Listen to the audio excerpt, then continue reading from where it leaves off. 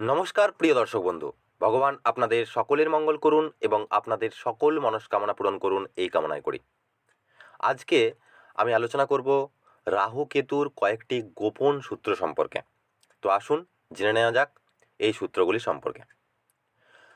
আজকে আমি ৬টি বিশেষ সূত্র সম্পর্কে আপনাদের আলোচনা করব। আপনাদের লগ্ন ছক অনুসারে, অর্থাৎ আপনাদের লগ্ন অনুসারে রাহু বা কেতু কোন হাউসে থাকলে কি ফলাফল পাবেন বা কি তার গোপন সূত্র রয়েছে, আজকে আমি আপনাদেরকে বলবো। প্রথমেই বলবো, আপনার লগ্ন অনুসারে আপনার যদি দশম ঘর বা দশম ভাবে কেতু অবস্থান করে, যাদের দশম ভাবে কেতু অবস্থান করবে সেই সব জাতক বা জাতিকার পরিবারে এমন একজন ব্যক্তি অবশ্যই থাকবেন যিনি ভুল ধরা বা খুঁত ধরাতে অত্যন্ত পারদর্শী।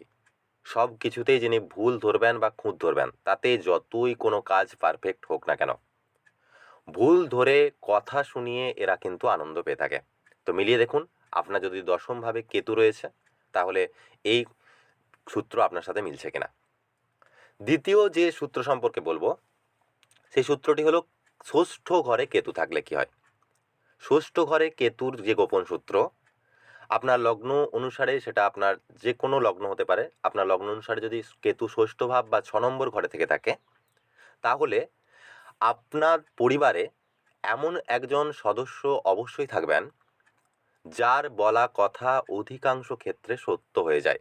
আপনি দেখতে পাবেন 50 থেকে 60% ক্ষেত্রে তাদের কথা সত্য হয়ে যাবে এবং তারা যে পূর্বানুভাস করবে সেই কথা কিন্তু সত্য হিসাবে পরিণত হবে।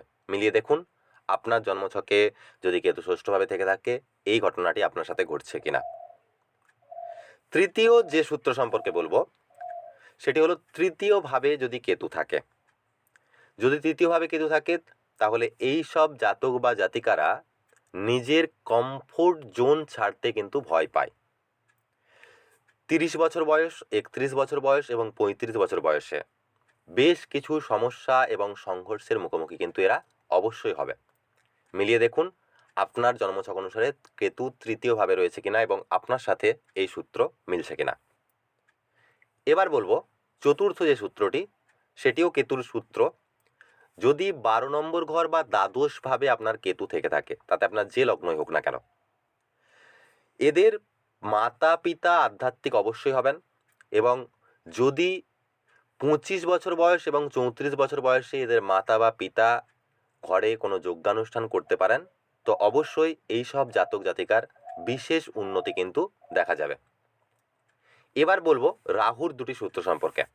প্রথমেই বলবো রাহুর যে সূত্র, সেটি হলো দশমভাবে অবস্থিত রাহু, অর্থাৎ আপনার লগ্ন অনুসারে দশম ঘর বা দশমভাবে যদি রাহু থেকে থাকে, তাহলে এদের পিতাকে তার আপনজন বা কাছের মানুষদের কাছে ছলনার শিকার অবশ্যই জীবনে একবার হলেও হতে হবে বা ধোঁকা অবশ্যই পেতে হবে।